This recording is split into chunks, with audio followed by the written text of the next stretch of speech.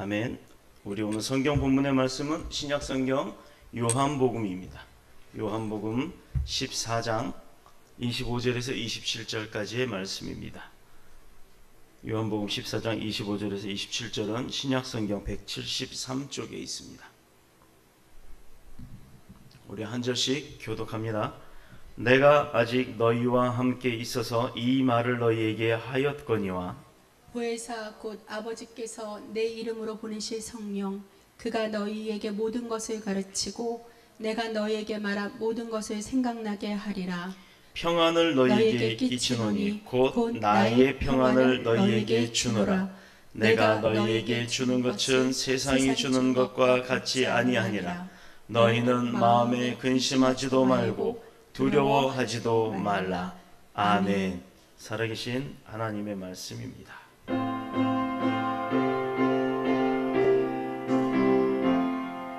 주님 우리의 마음을 여시어 말씀을 깨닫게 하옵소서.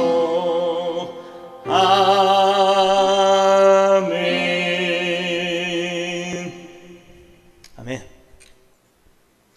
할렐루야. 우리 오늘 성경 본문의 말씀으로 나눌 은혜의 제목은요, 우리를 도우시는 성령이다.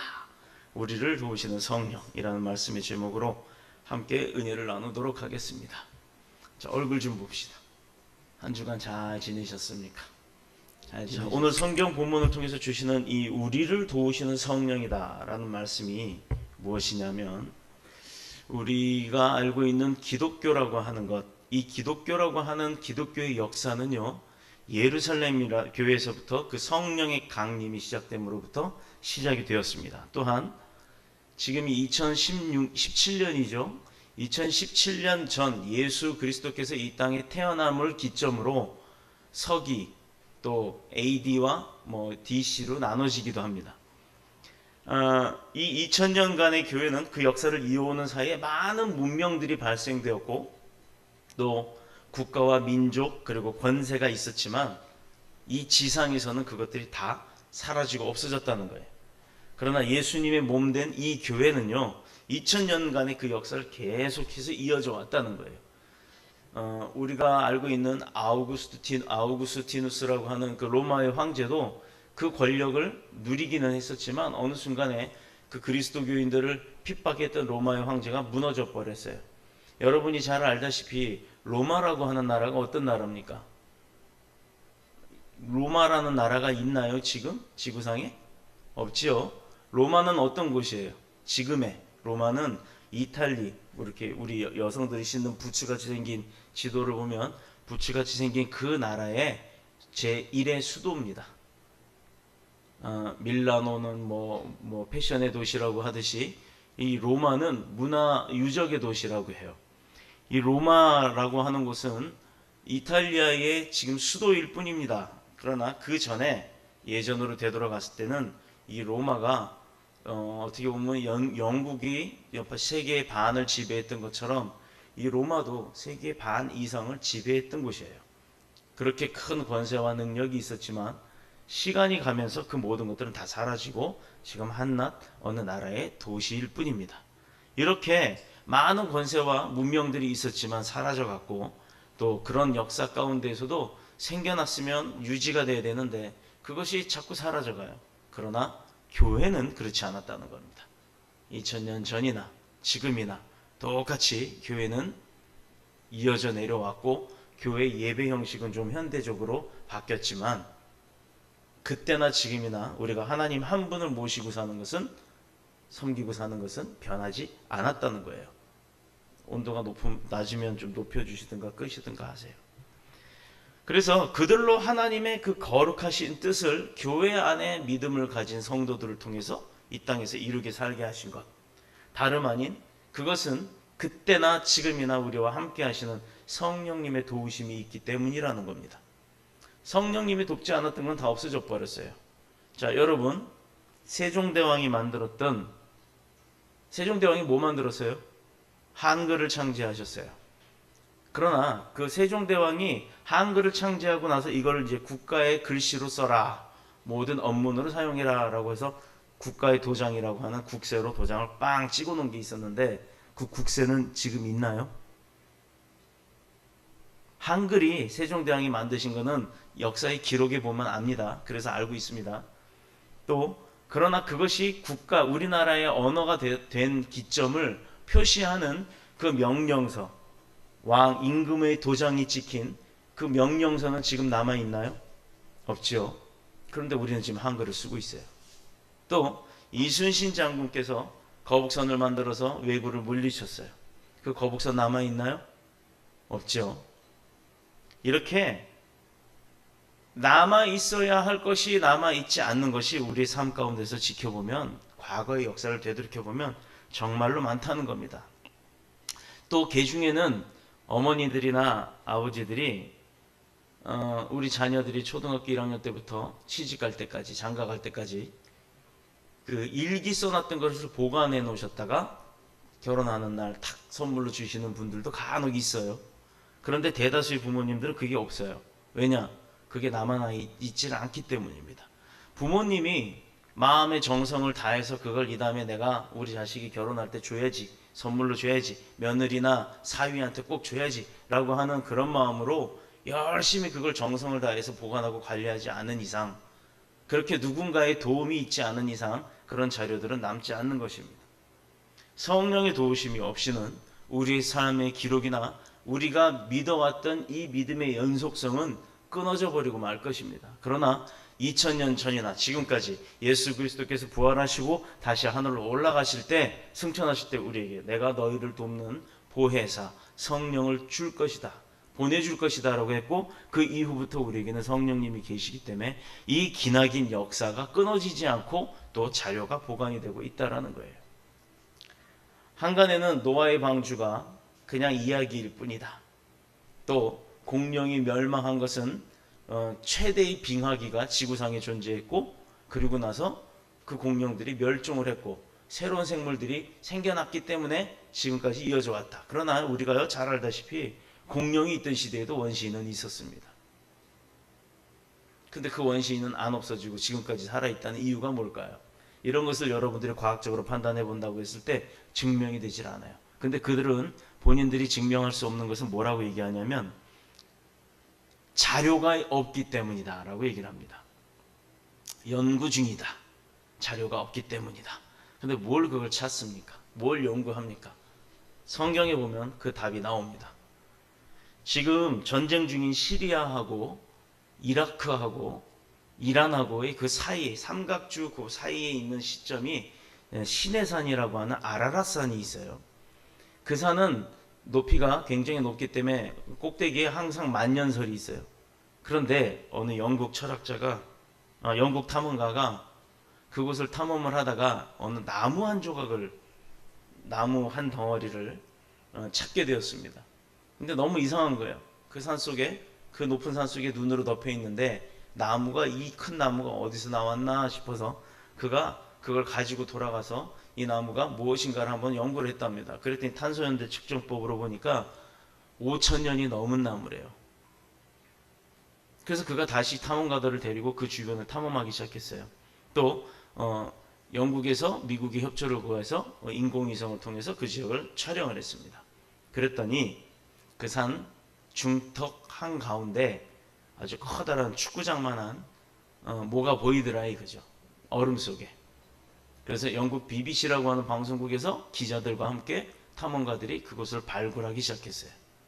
발굴해서 들어갔더니 나무로 된 어떤 건물이 나오더랍니다. 근데 나중에 그들이 그 끝까지 다 들어가 봤더니 건물이 아니라 배였답니다. 여러분 생각해 보세요. 눈이 1년 내내 녹지 않는 그런 높은 산에 배가 걸쳐 있다. 그것도 축구장만한 배가. 또 나무로 만들어진 5,000년이 넘은 배가. 이게 뭘까요?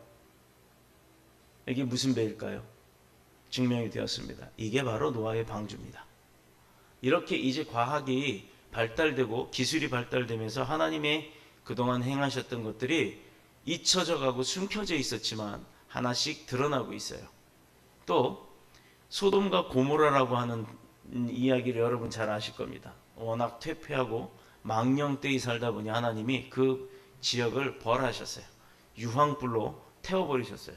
유황이 뭡니까? 화산이 폭발하면 튕겨져 나올 때, 마그마가 튕겨져 나올 때 보면 용암불이 막 떨어지죠. 그런 식으로 유황이라는 것은 여러분들이 잘 알다시피 요즘은 없어요. 성냥에 그렇게 탁 키면은 불이 붙는, 거기에 보면 유황의 성분이 아주 미약하게 붙어 있습니다.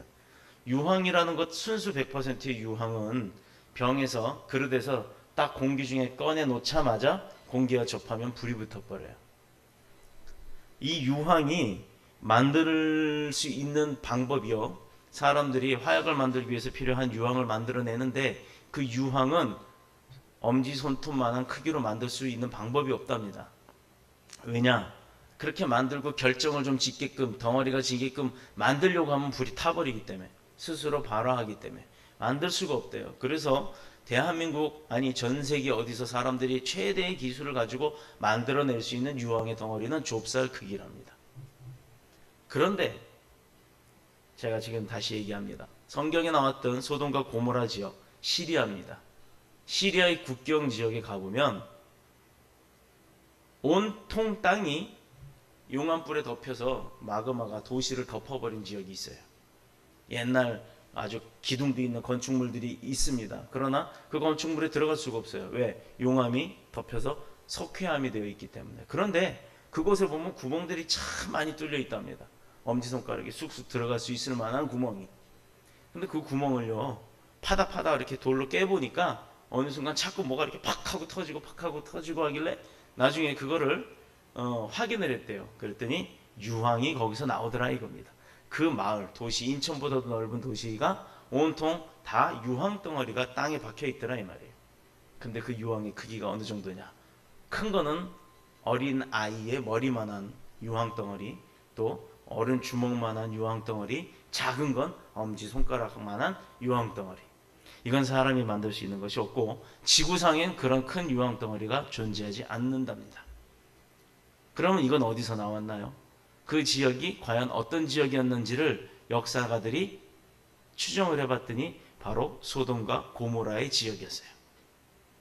이래도 성경을 안 믿고, 이래도 성경을 불신하고, 이래도 하나님의 말씀을 인정하지 않습니까? 이런 분들이 참 많아요. 이것은 과학자들이 증명했어요. 하나님은 아니다. 사람은 원래부터 동물이 유전적으로 변화하면서 진화하였다라고 얘기하는 그 과학자들이 얘기한 거예요. 자, 이런 역사함이 지금 드러나기 시작하는 것은 바로 이제 하나님의 때가 다가오고 주님께서 오실 때가 되어서 성령께서 사람들을 통해 그 사람들의 마음을 움직이고 궁금증을 유발하게 하고 그래서 찾아내게 하는 역사함이 있는 줄로 믿습니다. 이런 의미에서 우리의 믿음과 성령은요, 떼어내려고 떼어낼 수가 없는 불가분의 관계라는 거예요. 믿음의 시작, 그리고 그 믿음이 시작됨으로 인해서 배워지고 커져가고 성숙해 간다는 것, 그리고 그 믿음의 결과까지 가는 이 성령의 도움이 없이는 우리는 믿기 시작하는 걸로 어느덧 믿다가 에이 말지 하고 말아버리는 경우가 많다는 얘기예요. 그러나 하나님의 성령님의 도우심은 우리가 그 믿음이 더욱더 깊어지고 이제 하나님을 제대로 알아가는 그 성장의 열매까지 맺는 결실을 이루게 도와주신다는 겁니다. 그러니 저나 여러분이 살아가는 데 있어서 이렇게 성령님의 도우심이 없이는 우리가 힘들게 산다는 거예요. 내 스스로 내가 개척을 하고 내 스스로 그 길을 파헤쳐가면서 간다 그러면요, 정말 힘들어요. 어떤 게 옳은 길이고 어떤 곳에 가서 막 땅을 파다 보면 이 집보다도 더 큰, 이 건물보다도 더 큰 바위가 있는지도 모르고 거길 파는 거예요. 그런데 성령님의 도우심을 받는 자들은요, 정말로 그런 곳을 피해가면서 파게 됩니다. 이게 정말로 있을 수 있는 일이 아닌데 있어지는 일들이 보면 사람의 힘으로 할 수 있는 것들이 아니에요. 근데 그걸 세상 사람들은 흔히 우연이라고 얘기합니다. 우연. 분명히 선포합니다. 하나님의 백성뿐만 아니라 하나님의 형상을 닮은 모든 사람들의 인생은 우연이라는 것이 없습니다. 우연이 아니라 하나님의 계획하신 가운데 그대로 갔을 때 하나님이 도와주시기 때문에, 성령님이 도와주시기 때문에 그 일들, 할 수 없는 일, 할 수 없었던 일들이 이루어지는 줄로 믿습니다.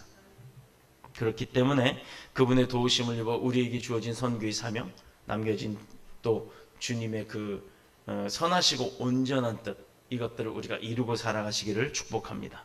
근데 그렇게 하려면 어떻게 해야 되느냐? 첫 번째로 성령님은 우리의 구원을 도우시는 분, 구원을 위해서 도와주시는 분이기 때문에 우리가 역사를 잘 보면 첫 아담과 하와가 타락해서 범죄함으로 죄 가운데 빠졌어요. 그래서 그것을 회복시켜 주기 위해서 두 번째 아담인 예수 그리스도께서 이 땅에 오셔서 다 아시다시피 십자가 사건을 통해 우리 인류를 구원해 주시고 저와 여러분의 죄를 속해 주셨습니다. 이것은 영원히 살면서 또 육신도 변화를 받게 하시는 거예요. 또 모든 저주와 질병, 고통 가운데서 우리가 해방되게 하시고 또 영육 간의 온전한 구원을 받게 허락하시는 겁니다. 그런데 이런 믿음으로 얻는 구원을 위해서 가장 중요한 분이 누구냐? 바로 그런 도움을 얻는 것은 하나님으로부터 얻었지만 우리가 그것을 유지하고 사는 것은 성령님의 도우심이 있어야 한다는 거예요. 로마서 10장 10절에 사람이 마음으로 믿어 의에 이르고 입으로 시인하여 구원에 이르니라. 뭐라고요? 사람이 생각으로 마음으로 믿는다고 해서 의로움에 이를 수 있다 이 얘기입니다. 그러나 그걸로 끝나는 것이 아니라 그런 사람이 생각과 마음으로 뿐만 아니라 나의 입술을 열어서 고백을 하는 거예요. 시인을 하는 거예요. 내가 내 주 예수 그리스도가 그리스도이심, 구세주이심을 믿고 그런 분이 나의 아버지, 내가 영접함을 내가 믿습니다라고 고백을 하는 거예요. 그 입술을 열어서 고백함으로 인해 그때부터 우리에게는 확신이 되는 구원의 역사가 있게 되는 겁니다. 우리 보통 그걸 사형리라 그러죠. 그래서 전도 나가고 복음을 영접하는 사람들에게 그 사형리를 전합니다. 그래서 그들이 입술로 꼭 시인을 하게 해요. 나를 따라하세요 해놓고 기도를 하게 합니다. 그래서 그의 입술로 내가 하나님을 영접합니다라고 구원의 그 시인을 하게 하는 이유가 바로 여기에 있는 겁니다. 곧 예수 그리스도가 하나님의 아들이고 또 구원의 주 되심을 고백함으로 온전한 구원의 역사가 저와 여러분 가운데 성립되기를 축복합니다. 이때 이 고백의 성령님이 그 마음을 감동시키는 거예요. 우리의 마음을. 그래서 내가 여기로 가고 싶었는데 몸은 분명히 일로 가야 되는 게 맞아요. 그래서 이 길로 가려고 하는데 마음은 자꾸 이쪽으로 가라는 거예요. 근데 여기서 고집이 센 사람들이 특징이 드러납니다. 자, 지금 불을 끄면 깜깜하죠? 여기서 뱅글뱅글 한 10바퀴쯤 돌고 나서 문으로 나가보세요. 그러면 막 우왕좌왕 난리가 날 거예요. 그런데 분명히 여기가 문인 걸 알고 나는 나가려고 마음 먹어요. 그런데 성령님의 도우심은 일로 나가라고 자꾸 반대로 얘기를 하십니다. 그때 고집센 사람 가요. 어떻게 돼요? 문인 줄 알고 열고 나갔더니 계단 없는 비상구, 뚝 떨어져서 사망하는 사람들이 가끔 나오죠.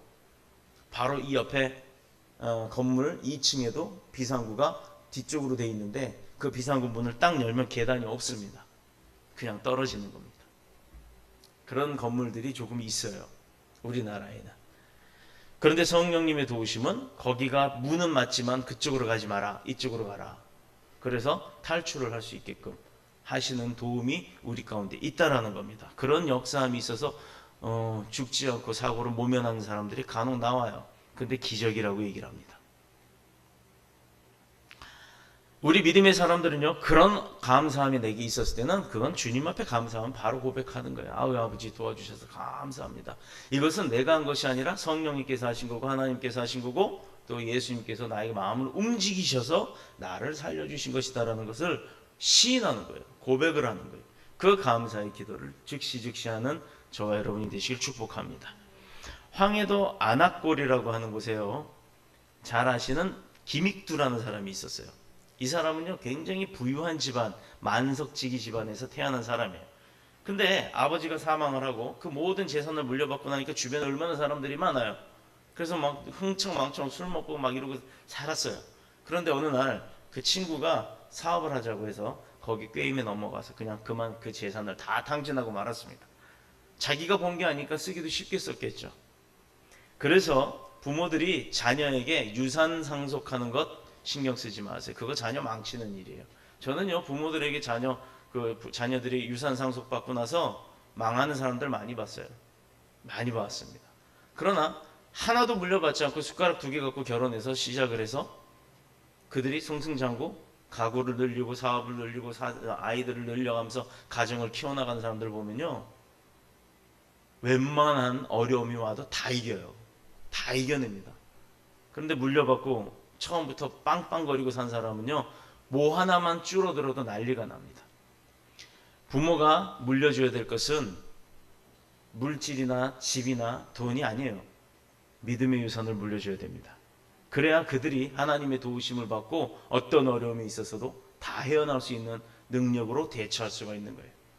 이 김익두라는 사람이 그렇게 사기당하고 나서 맨날 술을 먹고 누가 뭐라 그러기만 하면 사람을 때려버리고, 등치가 190이 넘었으니까, 170이 넘었나요? 그때 그 시대는 키가 참 컸어요. 그래서 어떻게 보면은 아주 그 깡패 같은 사람이 됐습니다. 이 완악고래 호랑이라고 별명이 지어질 정도로 아주 험악한 깡패였는데, 이가 평양에 왔습니다. 어느 날 외국인 선교사들이 와서 전도지를 나눠줘요. 그가 그 전도지를 딱 받았어요. 이거 뭐 하는 거예요? 그랬더니 오면은 밥도 주고 뭐도 주고 한대요. 그러니까 거지꼴이 되었던 그 김익두라는 사람이 갔어요. 갔더니 거기서 성령의 부흥의 역사가 있었고, 그 선교사가 무릎 꿇고서 자기네 나라가 아닌 그 조선 땅을 위해서, 조선의 거지들을 위해서, 평민들을, 힘들게 사는 사람들을 위해서 눈물을 흘려가면서 기도하는 모습을 보고 감동을 받았어요.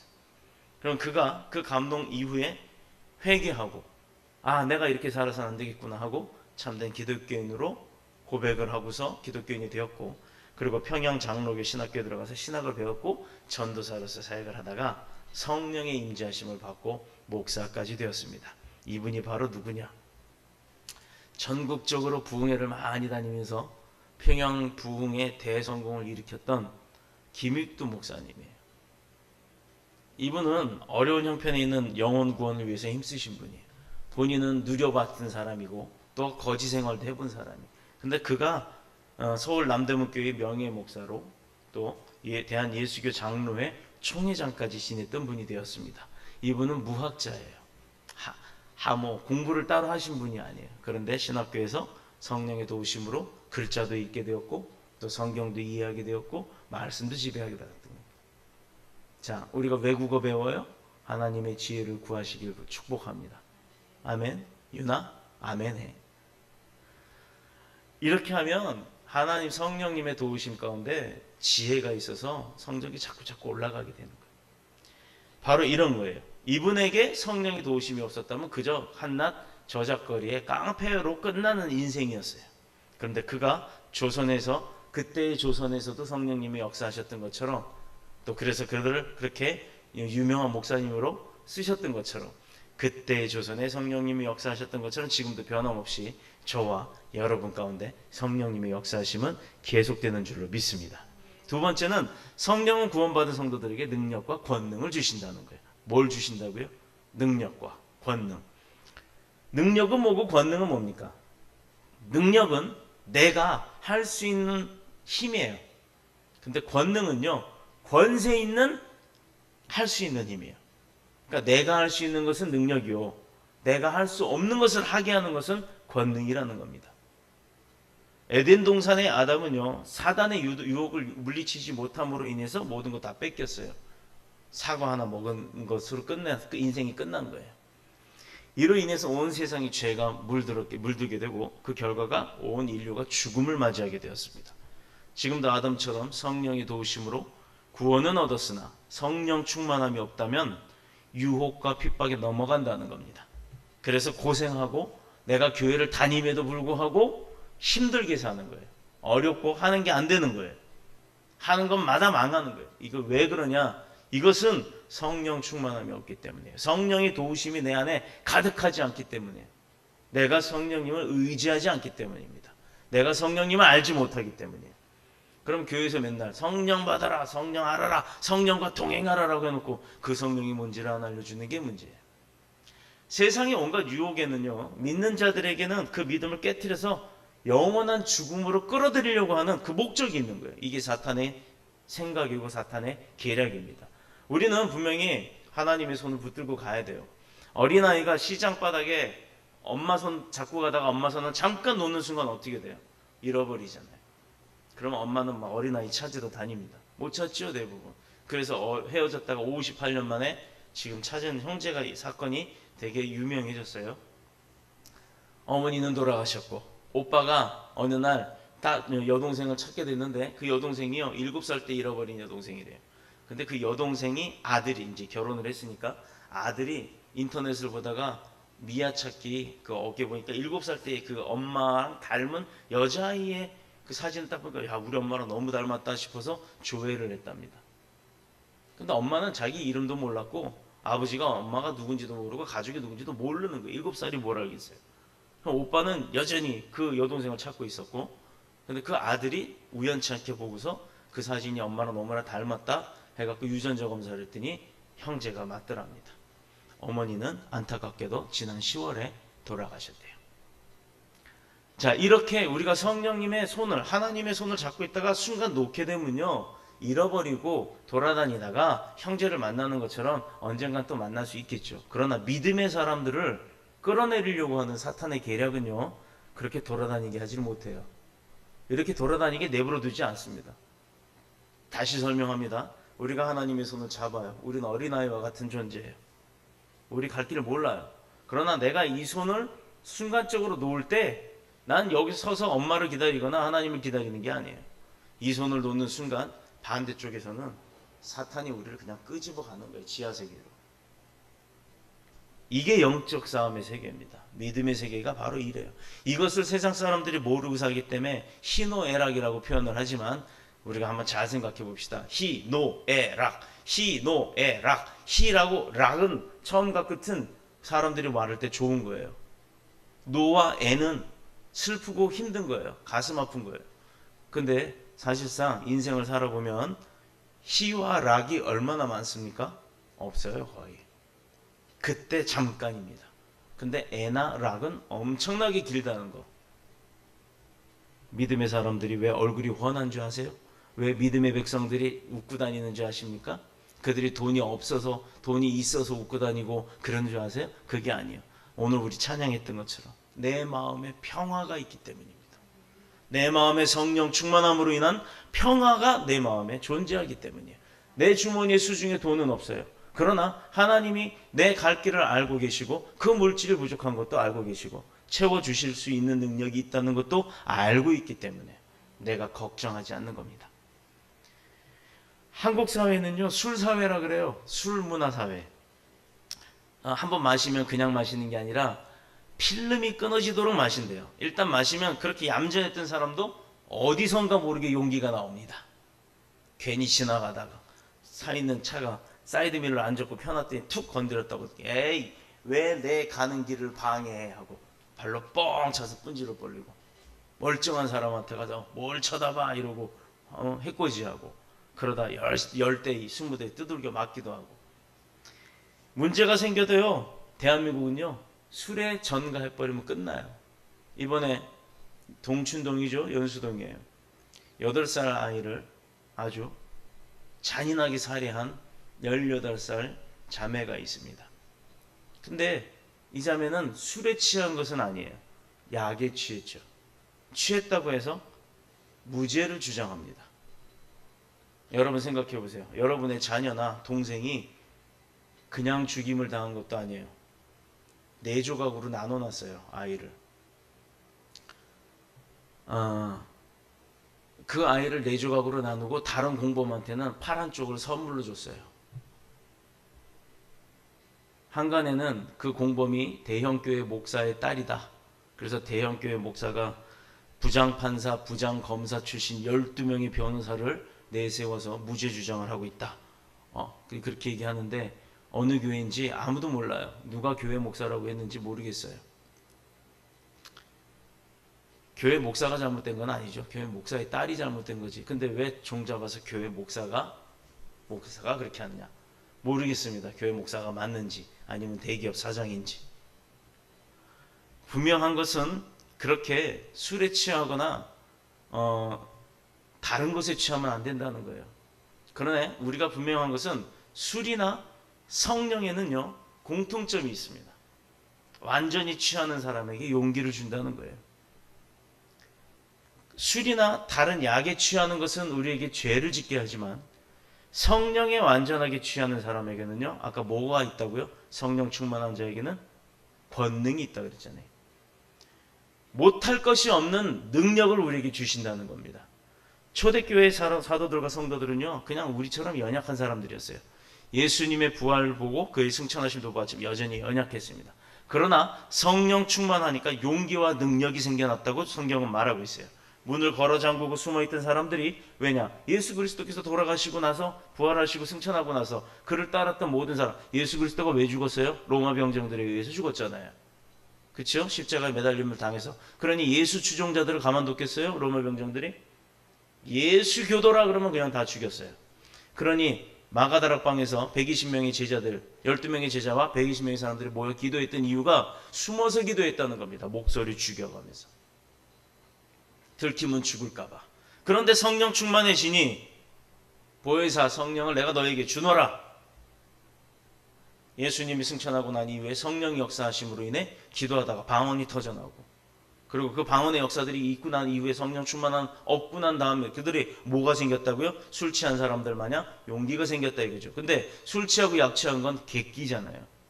성령의 취함은 권능이라고 얘기했습니다. 그러니 거리로 나가서 당당하게 예수 그리스도를 선포하고 증거하고 전도하였던 거예요. 이것이 바로 무엇이냐? 성령의 도우심이에요. 그러나 술과 성령이 다른 점은요, 술은 마시면 마실수록 사람은 망합니다. 성령은 사람을 새롭게 변화시키는 거예요. 사명자로서 그 사명을 감당하도록, 그리고 능력을 한없이 부어주는 거예요. 내가 원하는 만큼 부어주시는데 그보다도 더 주신다는 얘기입니다. 자, 이런데 여러분 성령님의 동행을 원하지 않으시겠어요? 아직도 안 믿기시나요? 사명자로서 그 사명을 다 감당한다는 것이 얼마나 귀하고 복된 것인지는 이 성령의 도우심을 체험해 보면 압니다. 이 능력은 오직 성령께서 주시는 거지 술이나 약에 취해서 얻는 것이 아니라는 거예요. 그러나 한 가지, 이 약속이 예수님이 하늘나라로 가시면서 내 대신 연약한 너희들을 보호하고 내 곁에서 돕고 또 인도하실 보혜사를 보내주시겠다 했는데, 이 보혜사가 바로 성령이라고 하는 거예요.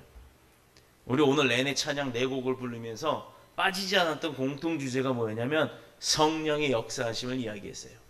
성령이여 오소서, 한라에서 백두까지 성령의 새 바람이 불어오게 하소서. 성령님 지금 이곳에 임하소서. 자, 우리가 이렇게 성령님 오세요, 성령님 도와주세요, 성령님 역사하세요, 성령님 우리와 함께 하세요 라고 했는데 안 와 계십니까? 와 계시다는 얘기예요. 여러분들 있잖아요. 이제 요 되게 좀 나머지 긴데 이거는 접어두고 하나만 얘기하고 설교를 마치겠습니다. 여러분들이 공포 체험이나 귀신의 집이나 이런 데 놀러 가보면 오싹함을 느낄 때가 있죠. 그거 왜 느껴요? 자, 심령술사나 무당들이 얘기합니다. 이러고 막 뭐 흔들고 나서, 요령 흔들고 나서 귀신 부르고, 그다음에 쌀도 던지고 엽전도 던지고 볼펜도 탁 던져서 세우고 막 이렇게 하면서 너 막 이렇게 찝으면서 그러죠. 왜 등에다가 그렇게 애기를 업고 다녀? 뭐 동자가 앉아있네 막 이런 소리 해요. 그런데 그들은 심령술사나 염력사들은 귀신을 본다고 합니다. 영에 눌린 자들을 본다고 해요. 그러나 우리 믿음의 백성들도요, 영안이 열리면 보게 돼요. 보입니다. 그 사람의 심령의 상태들이 보입니다. 여러분들이 그 오싹하다고 하는 것이 바로 귀신이 뒤에 와서 엎여 있거나 뭐 아니면 내 안에 임한다고 하기가 뭐죠? 왕림한다 그러나요? 뭐 그렇게 하려고, 접신을 하려고 그렇게 하기 때문에 내가 오싹함을 느낀다고 그들은 얘기를 해요. 그래서 소름 돋는다고 합니다. 추워서 소름 돋는 거 말고요, 오싹한 느낌, 두려운 느낌이 오는 것. 근데 믿음의 백성들이요, 웬만큼 믿음 성령 충만한 자들은 그런 데 가면 그거 무서워하지도 않아요. 무섭지도 않습니다. 두렵지도 않아요. 왜? 그들은 예수라는 이름 한마디에 다 도망가거든요. 우리에게는 이 막강한 핵폭탄보다도 더 강한 이 무기가 있어요. 그런데 뭐가 두렵습니까? 우리 영화 보면 그래요. 어느 영화를 보나 귀신 영화에 보면 십자가 나와요. 십자가. 심지어 코믹 영화에서도 자기 둘이 뭐 손가락으로 이렇게 하거나 뭐 하죠. 그런 거 많이 봤을 거예요. 그 십자가가 우상이 아니라 십자가의 예수 그리스도의 보혈의 의미를 얘기하는 겁니다. 바로 우리에게는 내가 믿지 않는 사람이라 할지라도 귀신이 있다는 건 다 믿어요. 그리고 귀신이 있어서 오싹하다는 건 다 믿어요. 근데 성령님의 감동 주시고 감화 주시고 은혜 주셔서 내가 은혜 받고 감동 받는 것은 못 느끼는 게 이상하죠. 귀신이 하는 건 느끼고 성령이 도와주시는 거 왜 못 느끼나요?